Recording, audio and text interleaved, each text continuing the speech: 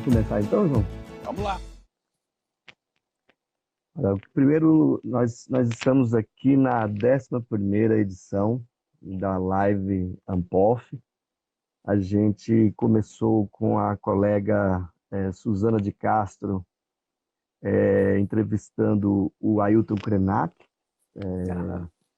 ainda lá no início desse período aí de distanciamento social, né? E essa série é um esforço nosso, assim, de primeiro discutir questões que são centrais com pessoas que são relevantes para a universidade, para a filosofia, para pensar o nosso momento contemporâneo. Então, eu agradeço a audiência das pessoas que estão nos acompanhando agora ao vivo. Esse vídeo vai depois para o YouTube da Ampof e fica lá gravado e registrado, né, permanentemente, porque aqui no Instagram tem um certo tempo. Eu queria, João, te agradecer de verdade, assim, a Ampof é sua casa, a casa dos filósofos, mas você, além de tudo, foi presidente da entidade em 2 gestões, né? E também é um prazer pessoal te reencontrar.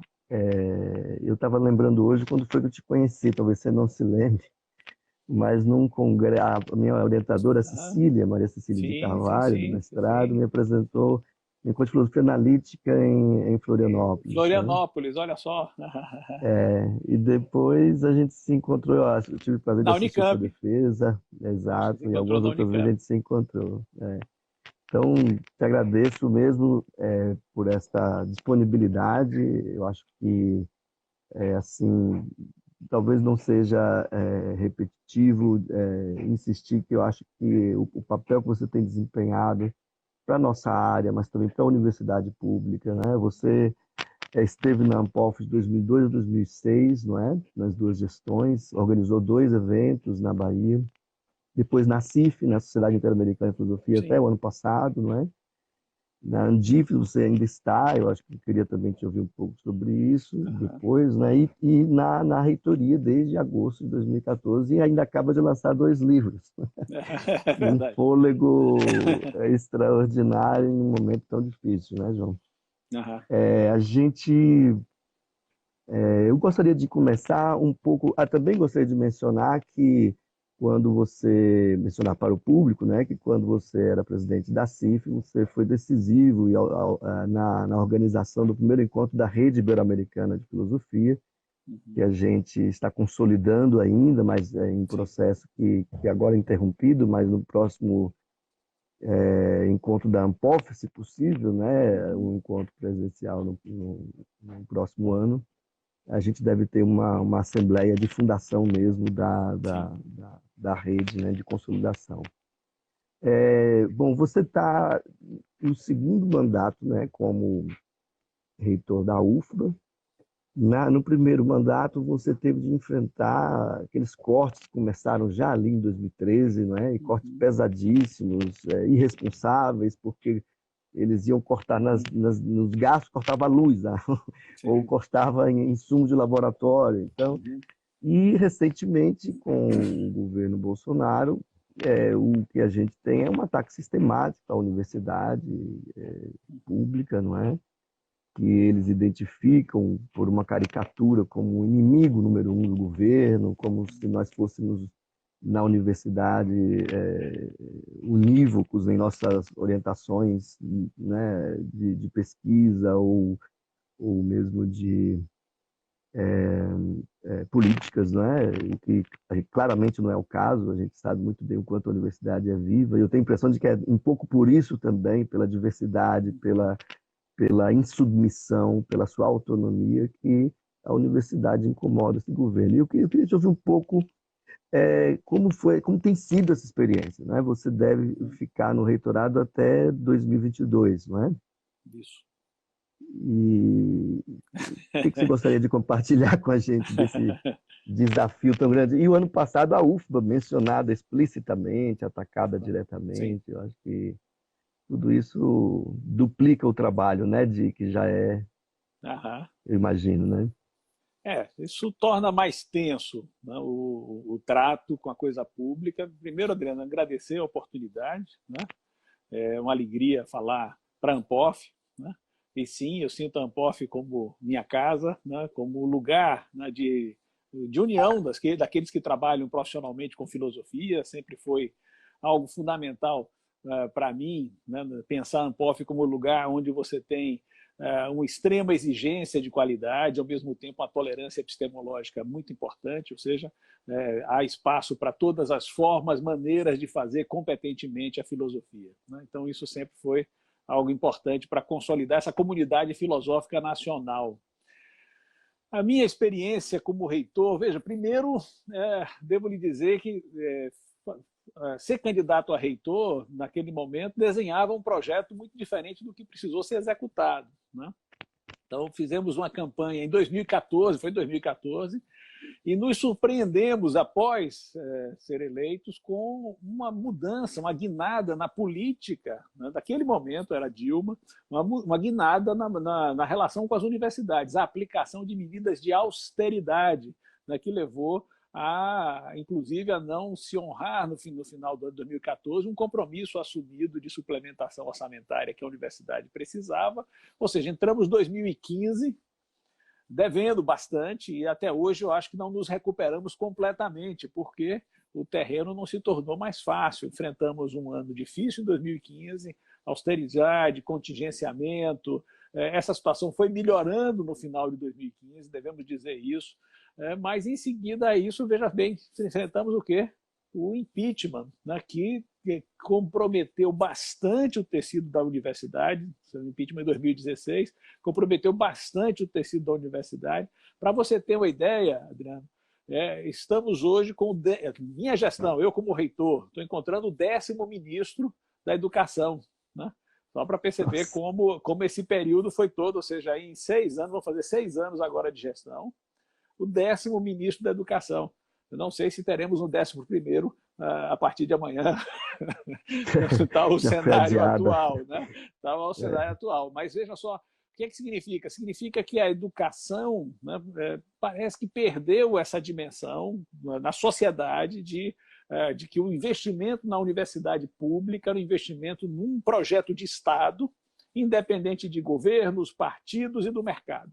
Parece que se perdeu essa dimensão. Então, a universidade passou a ser um objeto de cálculo, restrições orçamentárias, o investimento necessário a uma política de verdadeira expansão com inclusão passou a ser refreado e enfrentamos situações, assim, algumas que chegaram a ser bizarras, podemos dizer, no momento em que o ataque passou a ser direto. Ou seja, nós saímos de um cenário de restrição orçamentária, cenário de incompreensão sobre o lugar da universidade, para depois chegarmos ao limite, que é o que nós enfrentamos no atual governo, sempre de um ataque direto às universidades.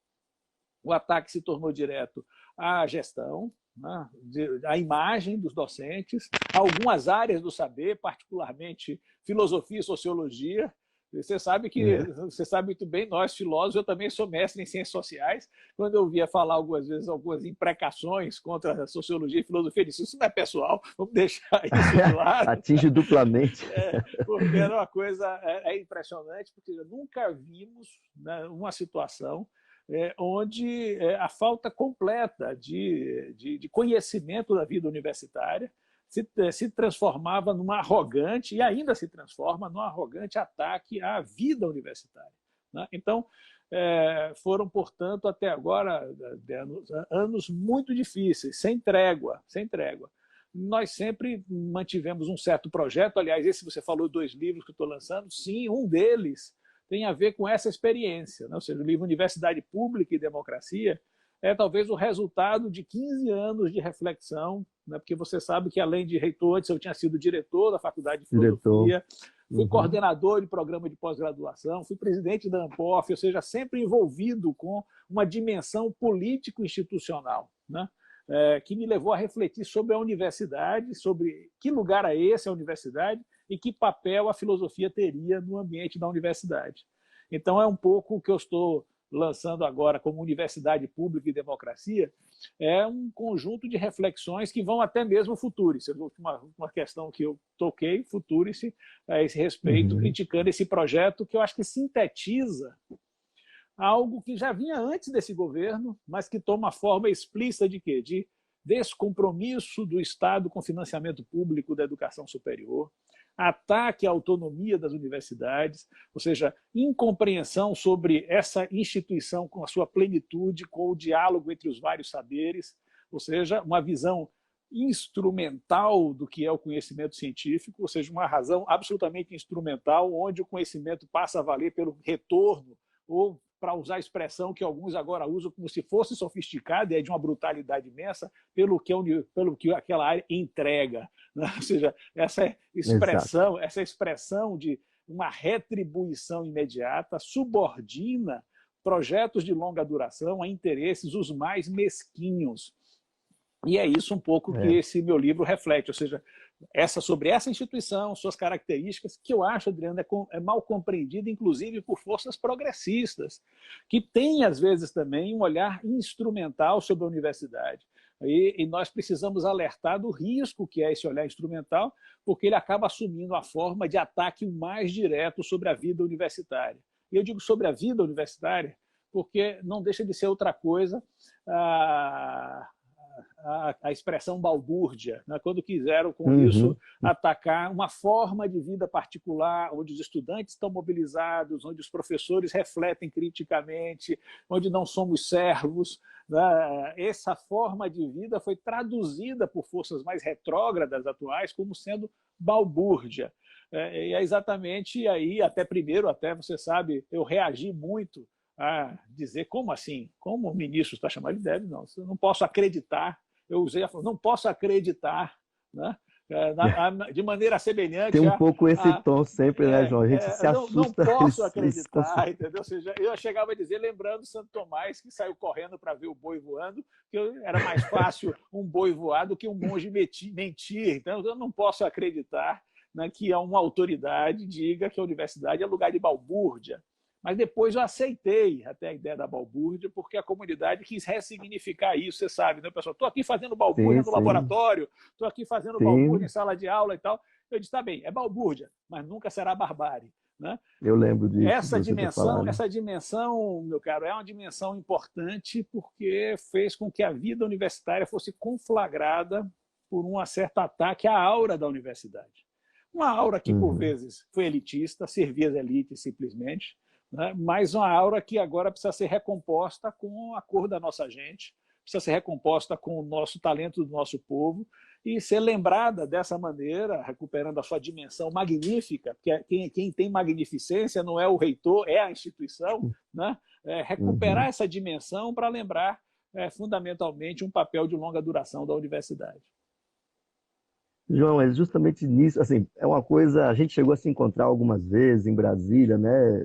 Eu não vou dizer que é por acaso, porque a gente estava lá representando as instituições, mas é uma coisa que roubou muito nossa energia, principalmente no ano passado, foi essa guerra verbal, vulgarizada, que a gente precisou transfigurar para encontrar forças e há uma perversidade também nisso, penso eu, em tornar a universidade, como você diz, elitista, mas um objeto, um lugar do desejo, um lugar da aposta de uma vida transfigurada, mais completa, né? O lugar do conhecimento, o lugar do desenvolvimento da sociedade no sentido mais amplo, da cultura, da ciência.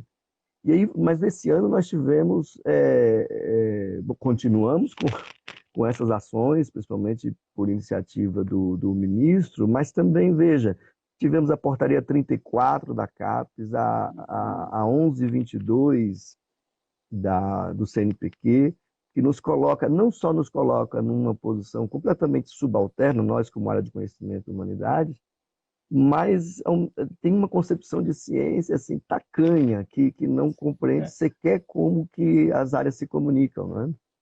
Aí você percebe... desculpe, perdoe.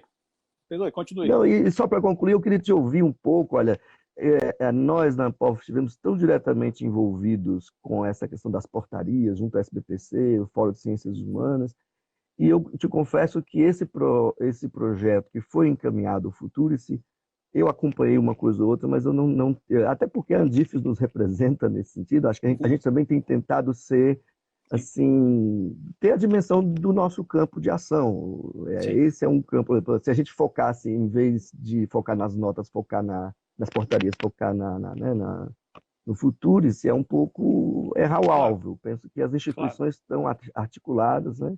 Sim. E se você pudesse falar um pouco sobre isso, esse cenário aí, desse ano em que esse palavrório vulgar tem se tornado medidas agora que mexem nos editais, mexem na distribuição de bolsas, na distribuição regional, não é? Sim. É uma preocupação, Adriano, veja só, você sabe que eu andava nos lugares fazendo provocação, né? Eu disse, eu não sei se você já leu um livro subversivo, fazia isso, a pessoa ficava espantada assim, não, tem um livro subversivo muito importante, publicado pela Casa Civil, é importante ler, que é o Código de Conduta da Alta Administração Pública. Ele tem um código de ética dos servidores. Porque se você for olhar esse documento, vai dizer que o servidor tem a obrigação da polidez, tem a obrigação da cordialidade, da urbanidade, de balizar suas decisões em conhecimentos científicos. Veja como esse é um livro subversivo e revolucionário hoje, né? Ou seja, lembrar o servidor público sua condição de servidor de Estado, não de um partido qualquer, de uma voragem ideológica qualquer. Isso sempre foi importante. Mas eu fico preocupado porque essa truculência, a truculência do Twitter, pode dar lugar à gélida razão da planilha Excel, que pode ter efeitos extremamente danosos nesse momento. Ou seja, você pode, então, utilizar critérios aparentemente objetivos por desconhecimento da dimensão rica da universidade e dizer, não, as humanidades terão bolsas, contanto que subordinadas ao interesse do combate a uma pandemia, ou então ao interesse tecnológico mais preciso, terá que estar subordinada a certas áreas com resultado imediato.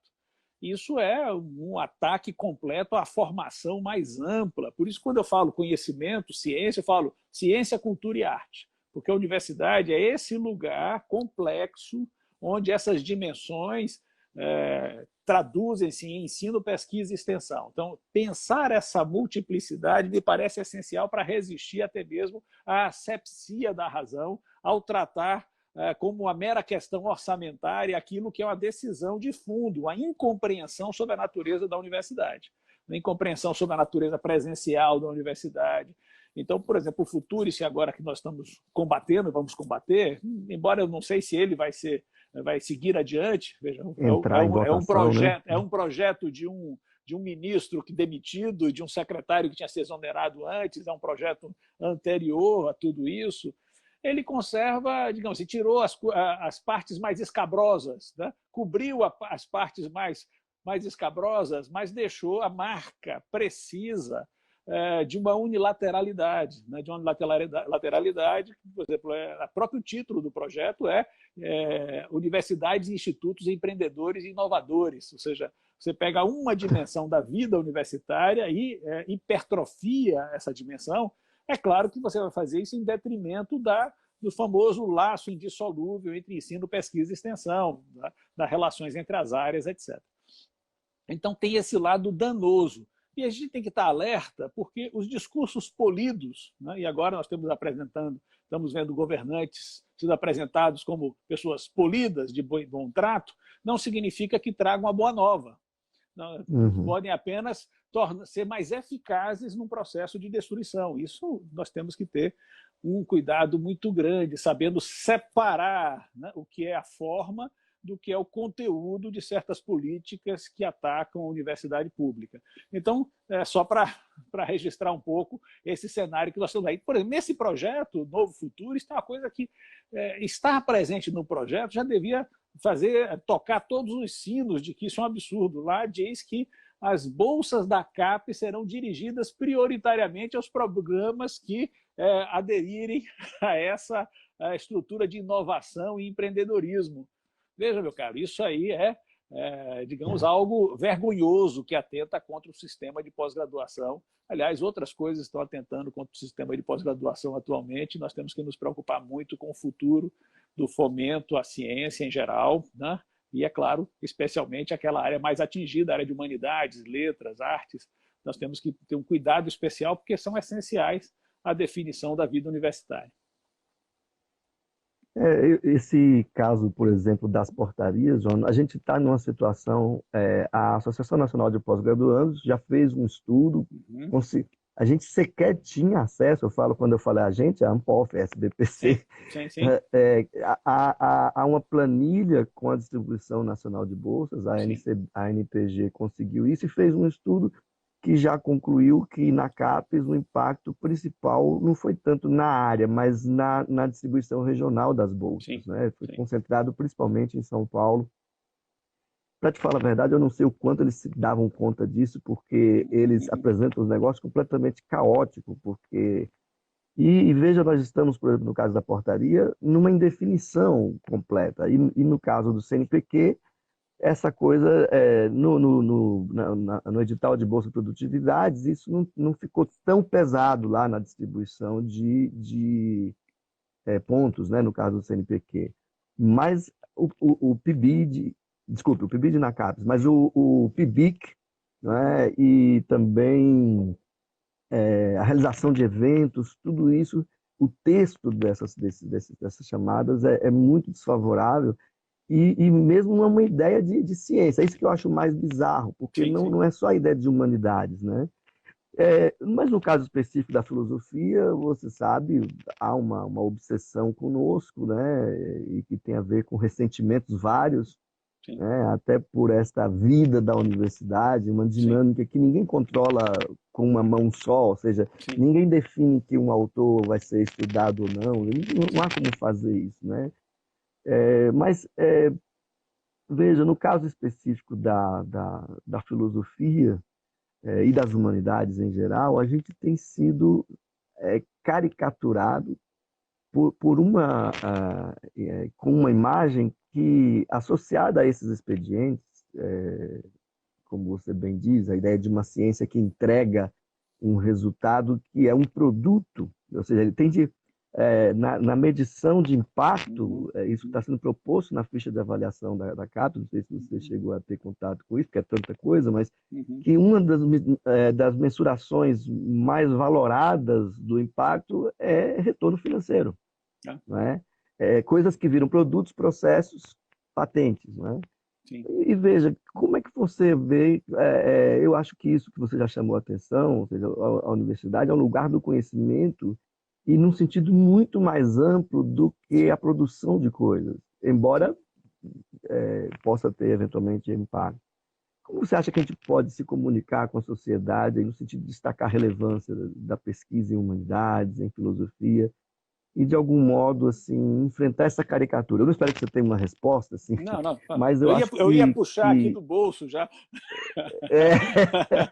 Porque não está fácil, né? Então, assim, a ideia de comunicar, eu acho que é uma questão importante, a gente ter respeito pelo público não universitário, no sentido de compartilhar mesmo o que a gente faz, não oferecer uma versão fazer diluída. Uma pista só importante para você nessa direção. Veja, eu acho que nós, né, na área de filosofia, né, nós às vezes separamos, eu posso dizer isso pessoalmente com muita tranquilidade, ou seja, separamos o lado da produção mais sistemática, que às vezes nos afastava até dos afazeres institucionais. Você sabe muito bem que bons pesquisadores em nossa área deixaram de cumprir a função de intelectuais públicos, acreditando que isso atrapalha a sua ligação nas comunidades internacionais ou atrapalha o seu trabalho mais minudente na nossa área. Eu acho isso um erro estratégico extraordinário. Esse desinvestimento do pensador em filosofia, do profissional bem trabalhado, bem burilado em filosofia, esse seu desinvestimento como figura pública faz com que o nosso conhecimento, parece que viva o paradoxo, que se ele for muito bom, ele será hermético, de certa maneira, né? E se nós fizermos tarefas de política, nós não estamos exatamente fazendo o melhor trabalho em filosofia. E eu discordo plenamente. Eu acho que nós devemos imaginar que a nossa figura de intelectuais nos dá obrigações adicionais no trato com outras questões. E é por isso que eu tenho a impressão que a defesa, mostrar o conhecimento, a qualidade do conhecimento de filosofia, nos leva a bandeiras importantes que até pessoas da nossa comunidade desdenham, Adriano. Por exemplo, ensino de filosofia no ensino médio, filosofia no ensino médio. Alguns acham isso como uma coisa secundária, como se fosse uma queda na divulgação, uma espécie de divulgação científica menor, e não percebe o trabalho que nós temos de qualificação de uma demanda mais ilustrada. Esse é um trabalho que em nosso país está muito atrasado. Nós temos deveres públicos de qualificação de uma demanda muito grande e deveres públicos de perceber que a defesa da filosofia mais sofisticada depende da defesa mais ampla de procedimentos democráticos em nosso país. Ou seja, não perceber a ligação entre essas dimensões, eu acho que faz parte dos nossos vícios, e nós precisamos conversar com nossos colegas para que atentem a esse respeito.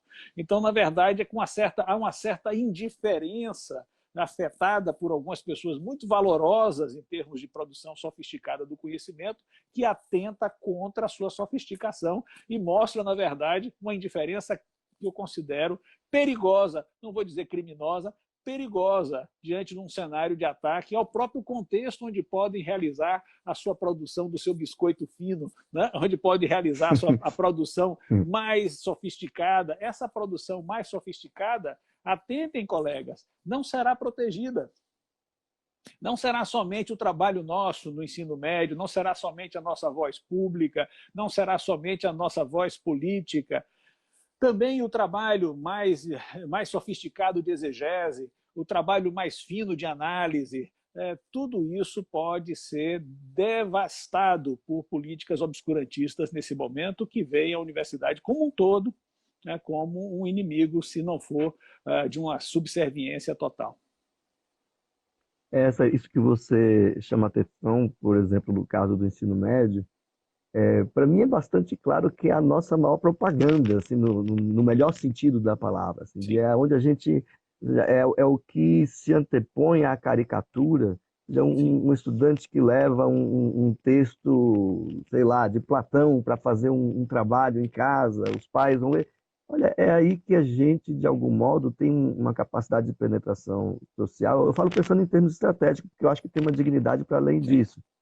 Mas é um lugar onde a gente se comunica com um público muito mais amplo e numa linguagem que a qualidade dos materiais associados ao ensino é extraordinária. Só para deixar bem claro o que eu quero dizer, veja bem, para não gerar uma confusão, eu prezo muito o trabalho da exegese, eu prezo extremamente, inclusive sou contrário àqueles que imaginam que de maneira imediata qualquer estudante deve dizer o que é que eu penso da verdade, qual é a minha opinião sobre tal coisa, sem um trabalho de leitura dos clássicos. Não, eu prezo esse trabalho, é um trabalho paciente de fazer reviver argumentos, né, de ter cuidado com traduções, com a leitura no original, tem toda uma série de pautas que são constitutivas da boa formação em filosofia e devem ser prezadas.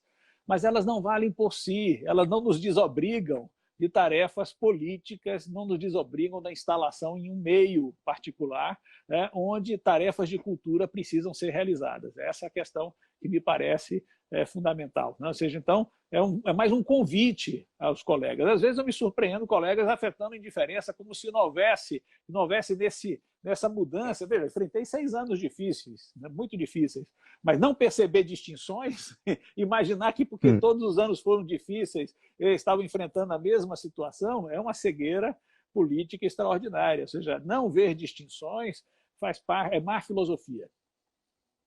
Essa experiência eu também tive um pouco na Ampof, João. Assim, a primeira gestão teve, tomar pé da situação, a coisa hoje é agigantada, mas o que foi esse ano, desde abril, maio do ano passado até agora, é uma coisa completamente diferente. A gente está em articulação permanente com outras associações, tentando fazer parcerias, divulgação de atividades, acessar a imprensa, produzir contra-informação, por assim dizer. Né? Pois é.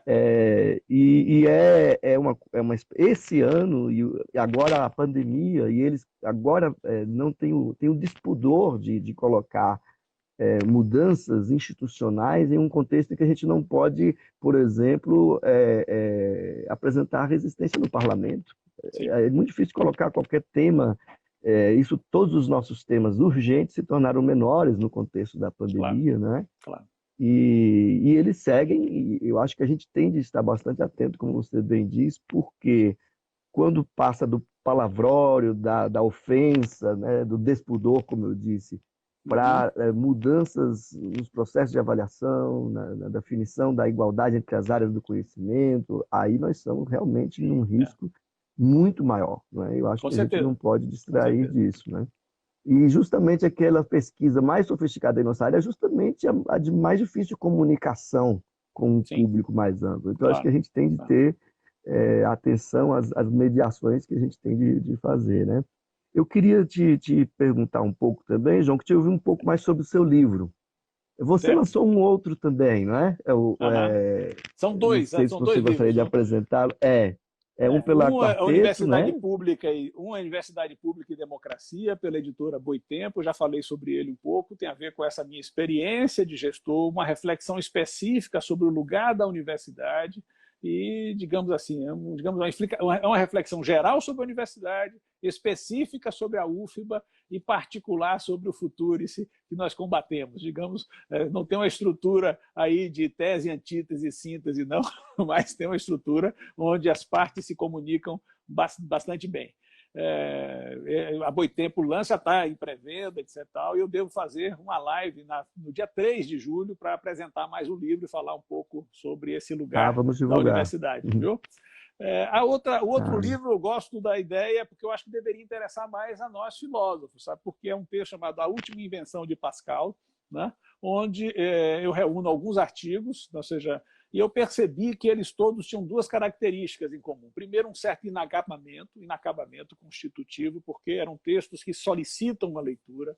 É o texto da aula, de uma aula inaugural, é o texto de um projeto de pesquisa que precisa continuar, é o texto de um diálogo com o campo da filosofia, falando exatamente sobre as máscaras do filósofo. É um texto sobre como medir, tem outro texto sobre como medir o trabalho em filosofia. Ou seja, nós podemos sim oferecer medidas concretas para separar o que tem densidade do que não tem densidade, sem nos inclinarmos pelas medidas postas pelas áreas duras, a ciência, os papers, etc. Nós temos como, sim, eu dou algumas pistas a esse respeito. Pela minha experiência, você sabe que eu fui tanto da CAPES como do CNPq em comitês de assessoramento, então uhum. eu sempre enfrentei o problema da avaliação dessa singularidade irredutível que é o pensamento filosófico, né? E acho que eu tenho algumas pistas desse sentido. E, evidentemente, todas elas. Outro traço, aí tem outros textos nessa mesma direção, outro traço é a constituição de medidas comuns, né? De medidas da coletividade, do diálogo com o outro, como se desenham projetos opostos no modo como nós pensamos ou não a sociabilidade como sendo anterior ou não à constituição do indivíduo. Né? Então, essa é um pouco assim um painel no livro. Esse foi editado pela editora Quarteto, né? A Quarteto Editora também. É fácil conseguir encontrar o livro pela editora, pelo site. Hoje tudo é pelo site, o lançamento também foi virtual. Fiz isso no dia 25 de junho. Né? Uhum, uhum, eu acompanhei. Ô, João, e um pouco no espírito disso que você acabou de falar, sobre esse vínculo que aparece no título, e aí você dá a ver que no livro da Quarteto também está presente, que é esta conexão entre universidade pública, filosofia e democracia. Sim, Eu acho que é um dos caminhos de um diálogo maior com o sim, público, mais amplo sobre a relevância do que a gente faz, da condição do intelectual, não só da filosofia. sim. Essa conexão com a democracia, ela passa por onde aí, nessas tuas Em vários reflexões? sentidos. Primeiro, no caso você podia pensar a democracia como um contexto externo à universidade, né? Como um ambiente mais favorável para a universidade florescer. Mas eu acho que a democracia é o maior desafio interno na universidade. Ou seja, se você pensar que as condições de um diálogo desimpedido passam pela igualdade daqueles que dialogam, pelo acesso a certo repertório de linguagem, se você pensa tudo isso, você vai perceber que há um trabalho interno na universidade de construção do mérito. Né? Esse trabalho de construção do mérito é um trabalho de inclusão de estudantes e é um trabalho que faz com que a argumentação mais sofisticada filosófica deva prevalecer sobre o ambiente da retórica, das falácias, que eu acho que Uhum, exatamente minam esse terreno. eu faço uma consideração geral sobre, digamos assim, as tarefas de construção de um espaço público democrático na universidade, que são tarefas de fortalecimento da vida universitária. Vai aí um diagnóstico de um certo empobrecimento da vida universitária numa certa dimensão coletiva. A universidade teve momentos de grande mobilização, né, no momento da resistência à ditadura, teve momentos de mobilização ao constituir certas dimensões mais públicas, mas eu senti, e esse é talvez o maior desafio como gestor, Adriano, um esvaziamento do espaço público e uma burocratização das nossas instâncias de decisão. Então, digamos que democracia, no caso, não é só contexto externo, é medida interna de fortalecimento e de recomposição da aura da universidade. João, e você, numa entrevista recente, já inclusive na tarde, você, no jornal à tarde, né, de Salvador, da Bahia, você fala, e essa é uma fala que aparece com destaque, eu li as outras partes, que tem um pouco o espírito do que a gente está conversando aqui, mas você fala que a educação superior pública precisa continuar um movimento de expansão associado à inclusão. Sim. Eu lembro que quando houve a descoberta do pré-sal, eu estava na direção da faculdade lá na UFG, da filosofia, e tive uma reunião com o Edivar, que é teu colega na gestão da Andifes, né? E ele falou assim, olha, o Plano Nacional de Pós-Graduação da próxima década, que encerra nesse ano, né? Prevê que a gente dobre de novo de tamanho. Sim. Veja que loucura, onde estava o esse sonho, é um bom né? E onde hoje interessante. Estamos. Veja bem, essa aí você toca uma preocupação central hoje. Veja bem, primeiro sim, havia uma previsão, porque o acesso de nossos jovens ao ensino superior é muito insuficiente, né? Se nós tomarmos medidas como medidas aquele que é praticado em países mais desenvolvidos, digamos assim, com a cultura mais universitária mais sólida, mais consolidada. Então, nós estamos atrás na incorporação de jovens ao ensino superior, logo é preciso ter expansão. Mas a expansão, insisto, ela exige investimentos fundamentais para que a gente supere um déficit de representatividade nesses espaços. O que é o déficit de representatividade? É a proporção de nosso povo, né, na composição de nossos quadros docentes e discentes e de técnicos. Ou seja, esse é um movimento fundamental. Então, expansão com inclusão. A preocupação que a gente tem que ter hoje, Adriano, é porque há certos planos que pensam a expansão da universidade agora na modalidade de ensino à distância, né? E nós temos que nos preocupar muito com isso. É como se aproveitassem o vírus para que a bactéria oportunista se instalasse, né? Então, o que acontece? Você tem o risco de você ter uma pauperização, uma austeridade aplicada à nossa universidade, onde estão os equipamentos, onde estão os espaços de sociabilidade, laboratórios, teatros, etc. Isso está nas nossas universidades, né? E essa austeridade com esse espaço seria conjugada com uma certa liberalidade, né, na regulação de vagas na modalidade de EAD. Isso é um risco, tanto para EAD, que pode ser feita com qualidade ou não, né? Provavelmente será feita sem qualidade, porque para ter qualidade ela precisa estar ancorada numa universidade que tem qualidade, numa universidade que tem ensino, pesquisa e extensão. Senão viraremos apenas uma série de salas de aulas virtuais que oferecem diplomas. Isso não é ensino superior, isso é outro modelo, é um modelo empobrecido que contaminará com o empobrecimento também a nossa universidade, essa que nós vivemos. Ô, João, você deve ter acompanhado também, houve uma mudança no programa de internacionalização da CAPES, né? Pela Andifes, você certamente tem, além da reitoria, né, você certamente tem uma perspectiva muito mais abrangente, não é? Do que a que eu, por exemplo, tenho, que acompanho aqui e acolá, não é? E como é que você vê essa mudança que o print impõe na internacionalização? É uma pergunta mesmo assim para te ouvir, eu mesmo não tenho... Para pensar um pouco. Primeiro, o modelo do print, né? Ou seja, tem suas ressalvas, nós podemos discutir como é que foi compreendida a introdução de recursos abundantes para a internacionalização. porque muitas vezes se pensava em destinar esses recursos para aquelas áreas que já são internacionalizadas. Isso é muito curioso. Então, eram projetos mais unilaterais. Então, os projetos que eram mais amplos e que contemplavam, portanto, a internacionalização nas diversas camadas e diversas áreas de saber, em geral, foram penalizados nas avaliações e precisaram, alguns deles, recorrer para serem contemplados no segundo momento.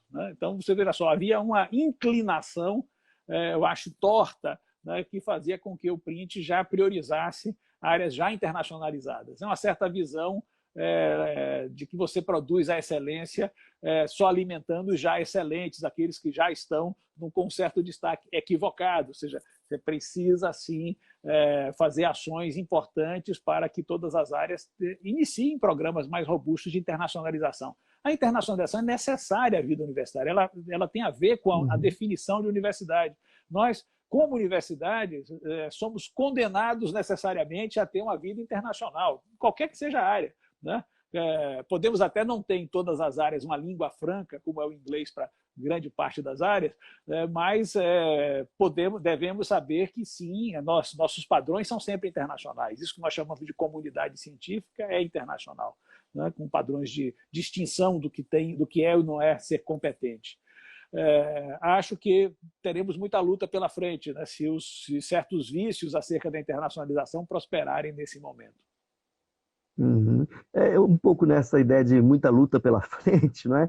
Eu queria um pouco também te ouvir. Teu mandato na Andifes vai até agora, né? No meio do ano, que é um mandato de um ano só, né? É de um ano.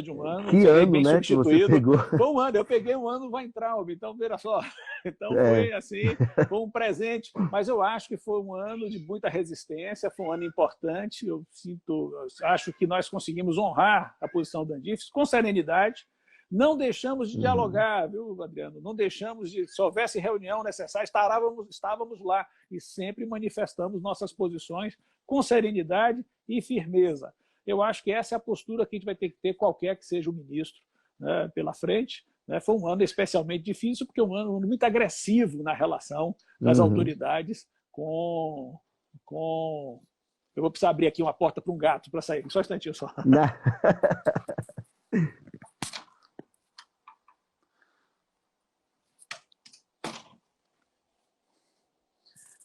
Perdoe, é que ele já estava ali destruindo agoniado. A porta, eu precisava agoniado, entendeu? Eu tive que Ô, João, eu te pergunto um pouco assim, qual o horizonte que você vê das dificuldades? O futuro, é como você disse, ele tem que ser pautado, eu não acho que tenha nem ressonância nesse momento, né, no Congresso, mas o que você vislumbra aí, assim, quais são as frentes? Porque a Andifes tem uma atuação... Sim. muito decisiva, institucional. Eu achei espetacular, por exemplo, quando vocês acionaram a justiça contra o ministro, entendeu? Acho que é uma coisa que a ANPOF, por exemplo, não tem condições de fazer, a não ser em situações muito excepcionais, né? E o que você antevê de dificuldades, assim, para esse não é claro nesse momento. Não é né? claro. Não é claro. Austeridade, sim, eu acho que teremos problemas orçamentários, eu não vejo sinais de que a universidade seja contemplada. Temos vivido um defasagem orçamentária. Se nós compararmos o que era o orçamento de 2014, que está mantido nominalmente agora, a defasagem em termos do que esse orçamento é capaz de fazer frente, só no caso da UF, para você ter uma ideia, é cerca de 50 milhões. Então, que é muito, então né? Porque a pessoa vê o orçamento, esquece que são salários, 50 milhões. Não, esquece ali. Apenas parte... a parte nossa é uma parte muito reduzida daquilo que é discricionário para nós. Então, nós temos um problema estruturante de decisão da sociedade. A sociedade precisa voltar a acreditar na universidade. Nós devemos fazer a nossa parte para que a universidade mostre seu valor, como estamos mostrando agora na época da pandemia, mas em outros momentos. Temos muita luta nesse sentido, mas temos essa questão. Agora, qual é o projeto que esse ministério tem, além do ataque? O Futuris é um projeto que deve ser rejeitado, ele não é resposta, ele não tem qualidade.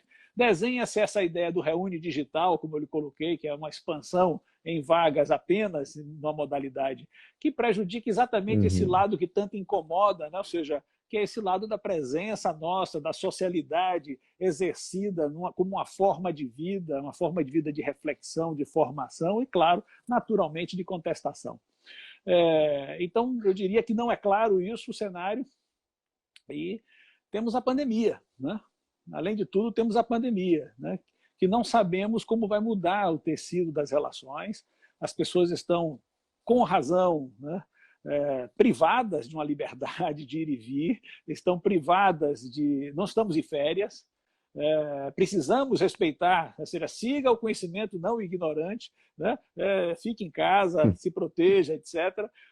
Estamos numa situação muito delicada, mas o que virá daí das relações, de como a universidade vai cumprir seu papel nesse novo cenário, tudo isso é muito incerto nesse momento. Então, digamos, eu acho que estamos num compasso de reflexão.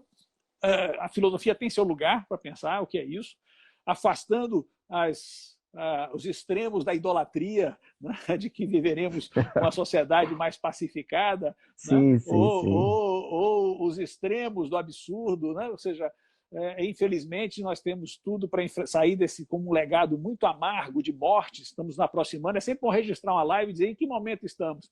Nesse momento estamos perto de 60 mil mortes. Ou seja, esse é o momento que nós estamos fazendo essa live, para as pessoas saberem que nós estamos contando em mil e mil e mil o número de mortes. Esse é um dado que nós não podemos ignorar. Nós não podemos ignorar como isso vai comprometer o tecido das relações e pode também ensejar ou respostas democráticas, temos que lutar para isso, ou saídas fascistoides. Exato. Ô, João, uma coisa pela qual nós estamos agora na Ampof, né, passando, bom, suspendemos as inscrições para o evento que iria acontecer em outubro, em Goiânia, né? E veja, porque a situação da pandemia não é só a situação mesma da doença, que já é por ela mesma, em toda parte, bom, traumática e danosa sobre vários aspectos, mas há uma imprevisibilidade extraordinária. A gente, por exemplo, em consulta aos programas, a gente definiu por adiar, a gente vai divulgar isso amanhã, por adiar o evento para o primeiro semestre do ano que vem, mas no segundo semestre desse ano voltar a conversar, porque a gente não pode, na tentativa de ter ao menos um evento semipresencial, coisa desse gênero. A gente vai ter de se reinventar. Imagine essa organização toda, né? Assim, um evento que você começa a organizar um ano antes, como você bem sabe, e aí, de repente, a todo momento está indefinido. Mas a experiência que vocês tiveram com o congresso da UFBA, que foi ali uma reação muito rápida, né? Que vocês reorganizaram muito rapidamente. Eu assisti muitas coisas. Confesso que assim, a gente quer se comunicar, eu me canso muito com a coisa da tela, sabe? Muita gente, Claro. nós nos cansamos disso, né? Mas acompanhei muita coisa e beneficiado do fato de que ficou lá registrado. Como foi essa experiência? Um pouco para a gente começar já também a gente só tem uns 8 minutos do tempo previsto, né? Deixa eu ouvir um Sim, pouco. bacana. Foi uma experiência extraordinária, né? Porque o congresso da UF, para você ter uma ideia, foram 642 horas de transmissão ao vivo. Algo que não tinha sido feito, eu acho, no país, né? dessa forma. 10 dias de congresso, discutindo os temas fundamentais, né? A situação política, os desafios da educação, a Covid, né? Foram assim, os 3 grandes temas e a pesquisa de todas as nossas áreas, porque a universidade tem que mostrar essa pluralidade, né? Essa pluralidade é a sua riqueza e parte fundamental da força que a universidade pode ter. Então, você tem uma ideia, eram 9 salas simultâneas de transmissão, mas para acontecer o congresso, a gente teve uma equipe de 80 pessoas, técnicos, sustentando essas salas virtuais. Não é simples, mas foi execuível, foi uma grande resposta da universidade, que está acostumada a esse tipo de realização. Nós íamos fazer, e esperamos fazer presencialmente, nosso 5º congresso, né? Na nossa gestão. Né? Já seria o 5º congresso esse ano, estava marcado para o final do ano, mas nós não antecipamos e transformamos virtual, fizemos um congresso extra, né? Para mostrar que nós eu achei que podíamos... tinha antecipado. Não antecipamos, não. Um congresso absolutamente novo, aproveitando as tecnologias digitais para dar uma resposta que ajudava, naquele momento, a favorecer a liga das nossas pessoas, nossos estudantes presentes. Foram 38 mil inscritos, Adriano, no congresso. Né? Então, são uma coisa, de fato, que teve um impacto nacional muito grande. A UFBA em movimento. A UFBA é assim, viu? Um lugar que gosta dessa balbúrdia. Maravilha, João. Ô, João, eu queria te parabenizar, agradecer tua disponibilidade, parabenizar e agradecer pela atuação à frente da UFA, você é uma voz que num momento assim, de tanta barbárie mesmo, como você mesmo lembrou, assim, que de algum modo aponta. Eu gosto muito do estilo de você pensar assim: olha, nós temos um problema e nós temos de enfrentar problemas. Assim, nesse sentido quando aparece um problema, pensar que é uma coisa a ser enfrentada e não necessariamente, sei lá, procurar culpados, entrar no jogo das ofensas e coisas desse tipo, que não é nem do teu estilo. Mas uma coisa assim a importância dessa teu tempo à frente da Andifes e desejar que antes de terminar a sua gestão venham tempos melhores, Então. embora seja muito difícil esperar, né, João, por isso. Vamos torcer por isso e lutar por isso, né? Porque os tempos melhores se abrem. Mas eu sou confiante, viu, Adriano? Eu sempre termino dizendo, às vezes, algumas lives, dizendo quem tem a UFBA, quem tem a universidade pública, quem tem a democracia no coração, há de vencer. Com certeza, João. Olha, a gente vai ter mais uma live, um pouco como encerrando esse semestre. O Vladimir Safatli convidará a Laura Carvalho, professora Sim. de Economia da Economia, USP, sim. vão falar isso no dia 14 de julho, sobre fascismo, neoliberalismo e condição periférica. Eu já convido quem está nos acompanhando. Vamos divulgar esse nosso vídeo aqui no YouTube também, nas nossas redes. E é isso, João. Muito obrigado aí por tua disponibilidade. Um É sempre abraço um aos meus prazer. amigos de filosofia, abraço, carinho, saudade, abraço forte. Maravilha. Até uma próxima.